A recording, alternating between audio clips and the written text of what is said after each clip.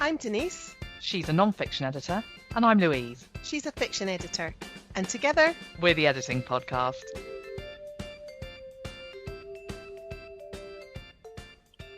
Hello again, and welcome to another episode of the Editing Podcast. So in this episode, we're going to take a look at something that one of our listeners asked us to talk about in relation to editing and proofreading, and that's relationship marketing.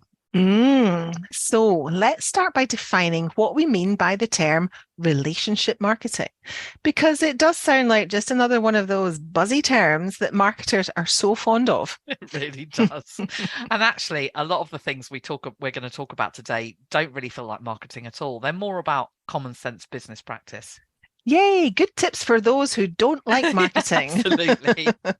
So essentially, relationship marketing is a type of marketing strategy that focuses on building and maintaining long-term relationships with customers rather than merely emphasizing short-term sales transactions.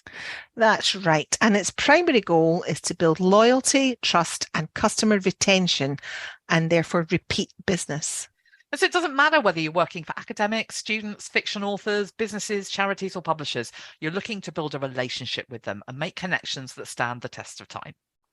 And so what we're going to look at are some of the key components that you might want to review your editing or proofreading business against.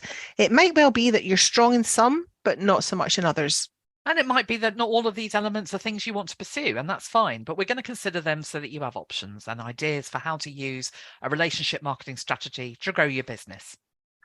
So first up is personalized communication. So this is all about making time to understand your client's needs, preferences, and communication styles. So for example, we can address them by their names, use personalized email greetings, check we know what their pronouns are, and tailor the tone of our replies so that they feel comfortable. So this is an interesting one because generic templates or automated responses can really help us save time, but they can be the absolute death of good editor-client relations, can't they? It just rips out the personal touch. It really does. Yeah. And when we consider how often that editor-client relationship is one-to-one, it's really important to get it right. Yeah, especially when you think about how some of our clients might be indie authors, students and academics who've never worked with an editor before. They might be nervous about the process. And so building trust and confidence with personalized comms is critical. Absolutely. Even though it takes time, it's still worth doing because of that trust it builds and the longer term impact of that. Yeah. So another key component is of a relationship focused approach to marketing is active listening. I know it's another buzz term, but it's one that's at the heart of good editing and the professional standards we all aspire to.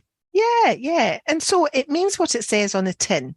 It's about making sure we're proactive about listening to our clients' concerns, feedback, and questions. We're not just paying lip service and saying, we hear what you're saying.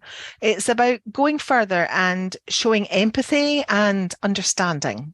Yeah. So a good tip for doing active listening well is to paraphrase and summarize the points the client has raised so that you make it clear that you've got it. You've engaged with what they've said and understood what they want.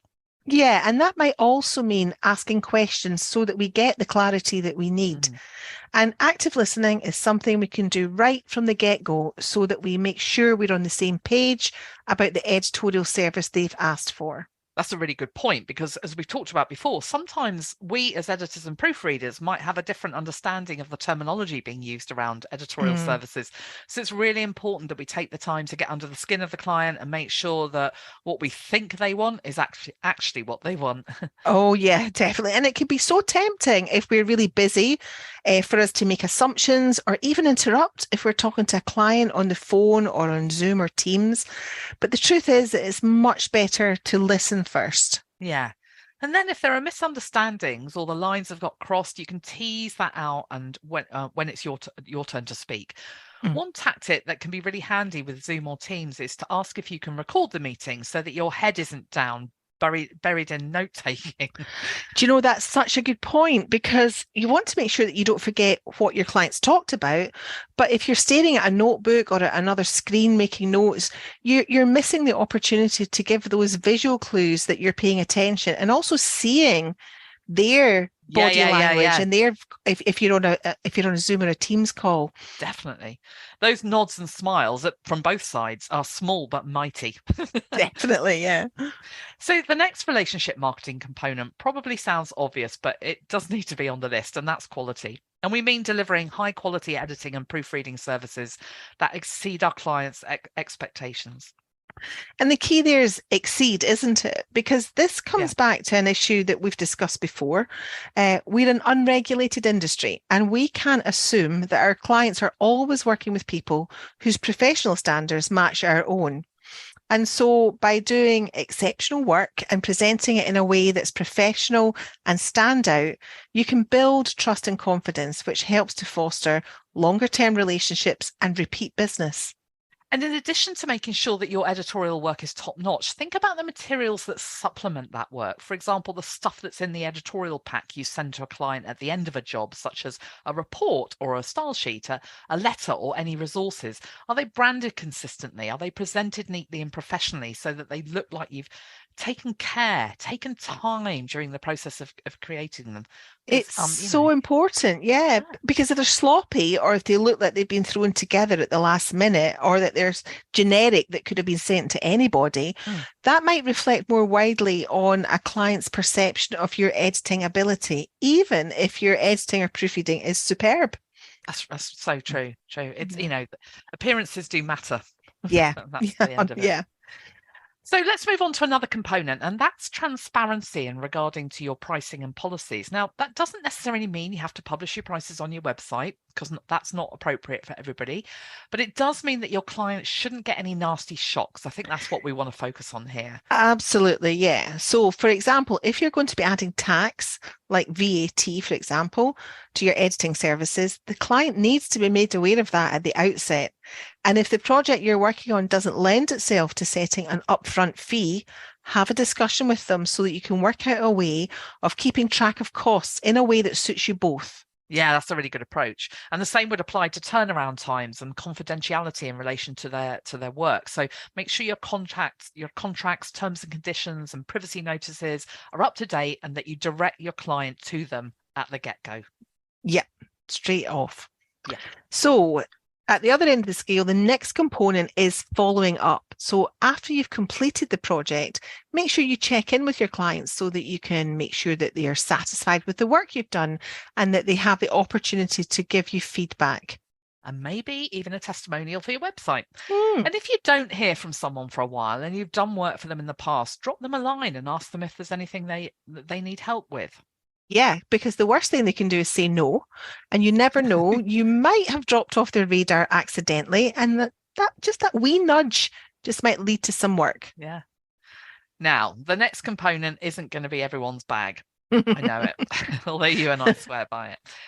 Yes, it is content marketing. So creating useful content is a great way of showcasing your expertise and your professional insights.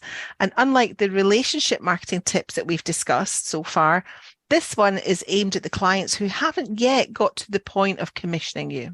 That's right. So you're talking about building relationships with people you haven't met yet. So we're talking blog posts, social media content, newsletters, podcast episodes, videos, and other free resources. By sharing solutions to problems, you position yourself not only as an authority in the field, but a generous one. And that helps to create those emotional connections. It makes people want to have a business relationship with you. Yeah. So our final relationship tip is about networks and partnerships. So are you attending industry events, joining relevant online forums and networking with potential clients? If not, might you start doing so? You could do the same with colleagues or people involved in complementary businesses. Building a strong professional network can lead to referrals and collaborative opportunities. And you might not yet be able to fathom what those are, but perhaps further down the line, you'll look back and realise that X happened because of the effort you made. That's a bit like us, isn't it? It is. We first met at an editorial conference, and who'd have known way back then that sitting in that workshop would have led to us doing a podcast together. I know, it seems bonkers, but that was the start of it. It really was. Yeah, start up a beautiful friendship and relationship. Yeah. So, to wrap up, relationship marketing is about building meaningful connections and fostering long-term relationships. Good communication really does leave a lasting impression. It does, and that can lead to repeat work, referrals, and opportunities for expanding your business in ways you might not yet have thought of. And if you're someone who gets the jitters about marketing, don't call it marketing. No, just call it being professional. So that's it from us again. Thank you so much for listening. If you'd like to help support the Editing Podcast, we've got a couple of options for you. The first is that you can tip us. Head over to the editingpodcast.captivate.fm/support and make a one-off donation of your choosing. Or you can join our Patreon community for only £3 a month at patreon.com/editing podcast. All our patrons get exclusive access to a large batch of transcripts. And both the links for these are in the show notes. In the meantime, she's been Louise.